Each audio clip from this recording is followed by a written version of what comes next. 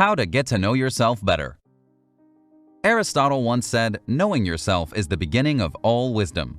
The relationship with yourself is one of the most important relationships in your life. If you do not have a full understanding of who you are, then how are others supposed to get to know you? But why is it important to know yourself? Let's see the main reasons. Happiness. You'll be happier when you can express who you are. Expressing your desires will make it more likely that you get what you want. Less inner conflict. When your outside actions are in accordance with your inside feelings and values, you'll experience less inner conflict.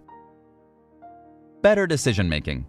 When you know yourself, you're able to make better choices about everything, from small decisions like which sweater you'll buy, to big decisions like which partner you'll spend your life with. You'll have guidelines you can apply to solve life's varied problems. Self-control. When you know yourself, you understand what motivates you to resist bad habits and develop good ones. You'll have the insight to know which values and goals activate your willpower. Resistance to social pressure. When you're grounded in your values and preferences, you're less likely to say yes when you want to say no. Tolerance and understanding of others. Your awareness of your own foibles and struggles can help you empathize with others. Vitality and pleasure. Being who you truly are helps you feel more alive and makes your experience of life richer, larger, and more exciting. Increased self-awareness has wide-ranging positive ramifications. However, one of its most important consequences is increased emotional intelligence. When you're more emotionally intelligent, you're better able to identify and manage your feelings as they come up, neither repressing them nor being lost in them. Emotionally intelligent people are also more at peace with who they really are, focusing more on meeting their own standards than the standards set by others. Self-awareness and high emotional intelligence are also correlated with greater levels of success. For example, recent psychological studies indicate that many top business leaders have both of these traits, and that plays a key role in their continued achievements. So whether you want to excel in your job, are looking to improve the most important relationships in your life, or just want to feel more at peace with your own company, you have a lot to gain from working on self-awareness. Get to know your personality.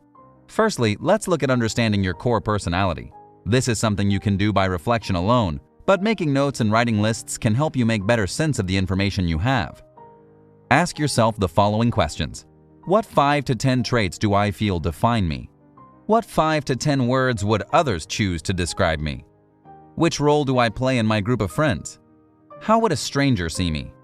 What do I want others to think about me? What do I love doing? What are my dreams in life? What do I want my legacy to be? What is my biggest criticism of myself? What are some mistakes I've made? Who's my role model? In addition, give some thought to the major decisions you've made in life, both good and regrettable. Why did you make these choices? Which were authentic expressions of who you are? Which were made under pressure from others? Consider how your past has shaped your future self, giving particular weight to your early life experiences. Often what we go through as children plays a key role in creating patterns, preferences, and needs for the future. Now that you're convinced that self-knowledge is worth having, not that you needed convincing, we'll move on to those vital signs of self-knowledge.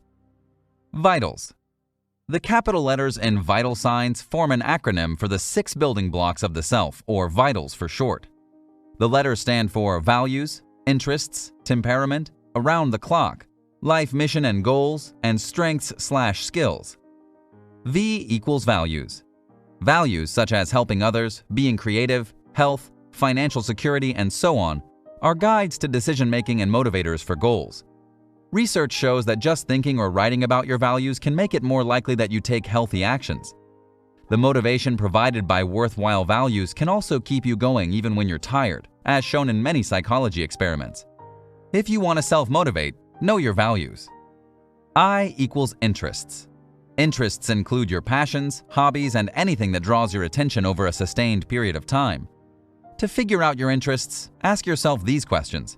What do you pay attention to? What are you curious about? What concerns you? The focused mental state of being interested in something makes life vivid and may give you clues to your deepest passions. Many people have built a career around a deep interest in something. For example, a friend of mine broke his leg when he was 11 years old, and he was so fascinated by the emergency room that he decided to become an emergency physician. T equals temperament. Temperament describes your inborn preferences. Do you restore your energy from being alone, introvert, or from being with people, extrovert? Are you a planner or a go-with-the-flow type of person? Do you make decisions more on the basis of feelings or thoughts and facts? Do you prefer details or big ideas? Knowing the answers to temperament questions like these could help you gravitate towards situations in which you could flourish and avoid situations in which you could wilt. A equals around-the-clock activities. The around-the-clock category refers to when you like to do things, your biorhythms. Are you a morning person or a night person, for example? At what time of day does your energy peak?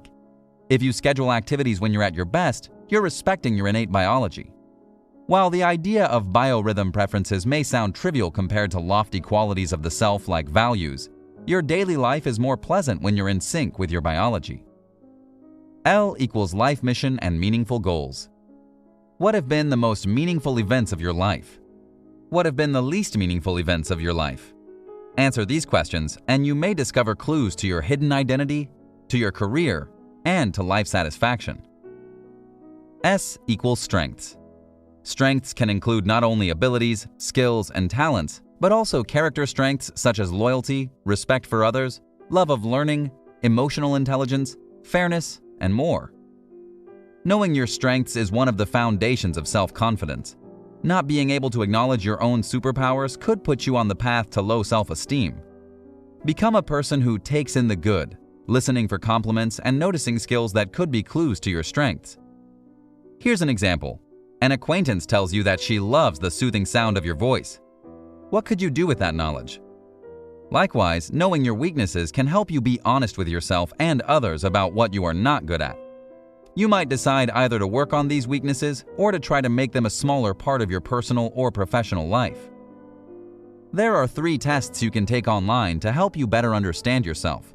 You can find the links to these tests in the description box under the video. The first is the notorious Myers-Briggs type indicator, the 16 personalities test. The second is the Gretchen-Rubin's 4 tendencies test, which focuses on how we react to internal and external expectations and accountability. The third is the DISC profile test, which is a personality assessment that describes your behaviors and communication styles. Once you've evaluated your personality and characteristics, review what you learned to see if you're happy with yourself. Do these values and traits align with who you want to be? If the answer is yes, look for ways to expand or build on these character traits. If the answer is no, try to come up with a set of personalized goals to improve. Use your strengths to help yourself in your search for happiness. For example, if you realized that you're creative and enjoy working with your hands, you might want to take art classes or start a new craft. If you want to improve something, use your knowledge of yourself to create a personalized plan. For example, if you realized you're introverted but want to become more social, you might learn to socialize in small groups. By balancing time to yourself with time with others, you can have an engaging social life that works for you. Question your automatic thoughts. Finally, many of us have a tendency to experience automatic thoughts that are pessimistic, self-undermining, and irrational. If you don't know yourself very well, you may just accept these cognitive distortions at face value. Subsequently, you may then experience a low mood and feel bad about yourself. In contrast, when you have higher levels of self-awareness, you can catch these distortions as they come up, redirecting your mind to more realistic thoughts. Whenever you notice yourself catastrophizing, making negative assumptions about your worth, or discounting positive feedback, take a breath and challenge these thoughts. For example, turn "I'll never get this project done" into "I'm struggling with this project right now, but after a rest, I know I can finish it." Meanwhile, spin "I'm not good enough to do X" into "I feel insecure about X, but it's worth trying to do it because this is something I really care about." In time, the more positive thoughts should become automatic. If you enjoyed this, you will surely enjoy these 2 other videos as well: the 9 types of intelligence and how childhood affects the rest of our lives. That's all for today's video. Thanks so much for watching and have a wonderful day.